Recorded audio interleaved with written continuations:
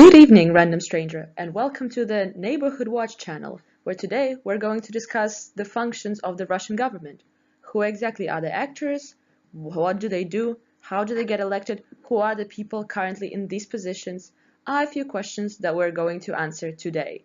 I hope you enjoyed this video, and if you have any questions in the end, please feel free to comment and I will answer them as soon as I possibly can.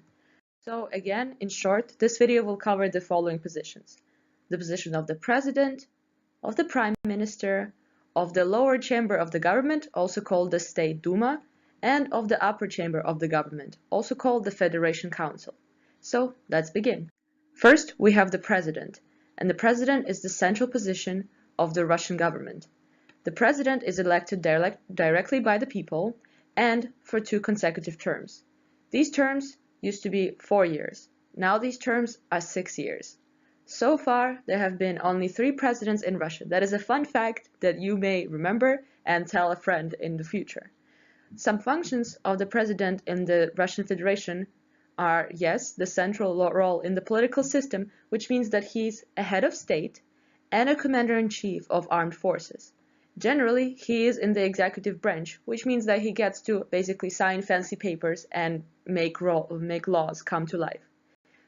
The president is this familiar face that you have seen a lot. This is Vladimir Putin, and so far he has served 3 terms. His first term was 2000 to 2004, then 2004 to 2008.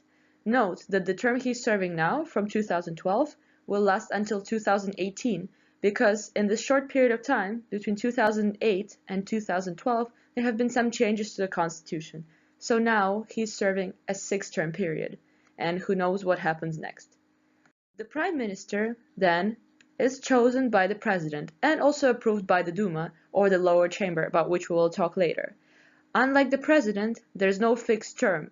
Basically, before a president changes, the prime minister resigns, but there's no guarantee that the next president will not assign this prime minister again.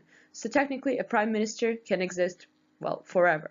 A fun fact to tell your friends is that this is a really old position that was in existence since 1905. So even in the Tsar times, even before the Soviet Union, Russia understood the importance of a prime minister. What exactly does a prime minister do?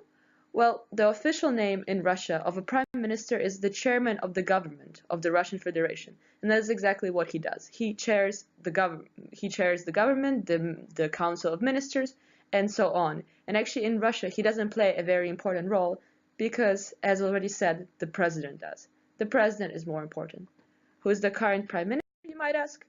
Well, this guy, I think you have seen him quite a few times. His name is Dmitry Medvedev, and to this position he has been appointed in 2012. He is indeed quite a fellow, and actually seen as very liberal and interesting. For example, in this picture, he is shown together with Jobs because he is indeed very excited about things like iPhone, Twitter, Instagram, and things like that. But the internet tends to overlook this fact and look at something else that is as interesting. His friendship with Putin is quite something remarkable, and by friendship I mean friendship. Then, of course, we have the State Duma, which is the lower chamber of the Russian parliament, which is called Russian Assembly. By the way, it is also directly elected by the people, and it is elected once every 5 years. The latest election was in September 2016. The State Duma contains 450 seats, and you need to pass a 5% threshold to actually get your party into Duma. Some of the functions of the State Duma include, well, basically law legislation, so creation of laws, any kind of laws, discussion, work of committees, things like that, and they give their consent in the appointment of the prime minister, and they have the power to impeach the president. If they want to do though, they need a 2/3 majority to bring the idea of impeachment. What is the current state of Duma? Current state of State Duma, hahaha. Well, as I said, there's 450 seats, and if I show you this picture, it would probably mean absolutely nothing to you. Well, dots, that's United Russia. They currently have 342 seats. They're the party of the government, and they're a very big party. Then the little reds are obviously the communists. They have 42 seats and are the second largest party. Third party, that's the Liberal Democratic Party with 39 seats. And the yellows are a just or a fair Russia party with 23 seats. These four parties have been the biggest parties in the State Duma during the whole period after the collapse of the Soviet Union. And if you're really picky and interested in the four tiny dots in the bottom, well, one seat here belongs to the Rodina party, the motherland, and one belongs to the Civic platform.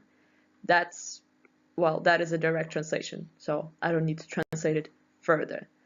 You may also wonder who's the chairman of the State Duma, and currently that's Vyacheslav Volodin. Oh, wait, you don't know who that is. Let me show you. Oh, you still know who this is. That's a little bit awkward, but okay, this is just this person. Remember their face. Then, of course, we have the Federation Council of Russia, which is the upper chamber of the Russian Assembly. And basically what happens there is you have two representatives per federal subject, just like in the United States kind of, but federal subject is a little bit vague of a statement really. 85 to be precise, federal subjects. Federal subject is basically anything. Could be a city. There are some cities that are federal subjects, some bigger cities. There are some regions, some autonomous regions, different types of regions, so federal subjects, 85 of them. And if we do a little bit of math, two representatives per 85, that makes 170 members. And unfortunately, they're not chosen by the people, they're chosen by territorial politicians. Some of the functions of the Federation Council include approval of such important things as martial law, state of emergency, territorial changes, call for elections. So when it's time to elect a president, they're the ones to say, okay, it is time to elect a new president. And actually, it's also them who have a final say in the impeachment of the president. The current chairman, or actually chairwoman, is Valentina Matvienko. And as I already sense, you do not know who that is. That is this lady over here. You seem a little confused about the two chambers and what functions they carry. The golden rule here is that Duma creates and Federation Council approves. So Duma creates laws, creates impeachment, creates such things, while Federation Council is there to approve, to say yes to what the president wants to do, or to say yes to what the lower chamber wants to do. Here are a few FAQs that I thought might be interesting, since a lot of people here might have these questions. For example, does Russia have a vice president? And the answer is no. It used to have a vice president until 1993, but due to some revolutionary actions, the position was abolished. It actually has quite no use right now, as the prime minister carries most of the functions that a vice president would carry in another situation. How many terms can you serve in the Duma?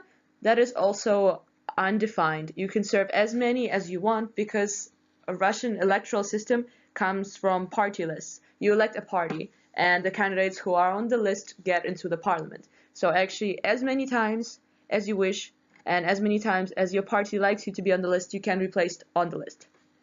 And last but not least, whether I feel that anybody else should be known by you guys. One person here that I think should be known as the Kremlin Chief of Staff. Currently it's this guy.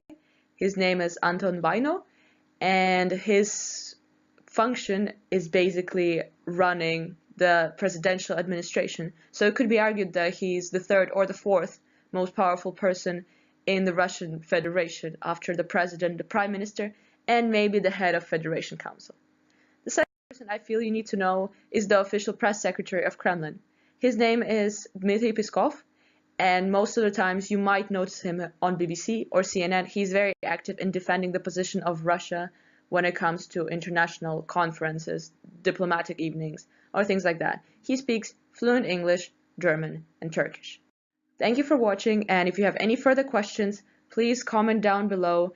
I would really like to help everyone, and I will be creating more videos in the future to talk about the different ministers, the different positions, and perhaps the history of the 90s and how the parliament and the presidential positions came to be what they are. You may have noticed that the president holds a lot of power in Russia, and actually it is true. It is like that because of the events of the 1993, when the parliament was really trying to impeach the president back then. So now if you check out the constitution, well, the president has a lot of power, the prime minister hardly has any powers or functions, and the parliaments have a lot of powers and functions, but sometimes not enough. Thank you for watching. Please, yeah, share your comments if you feel like anything else is missing, if you have any questions, and have a wonderful day or evening.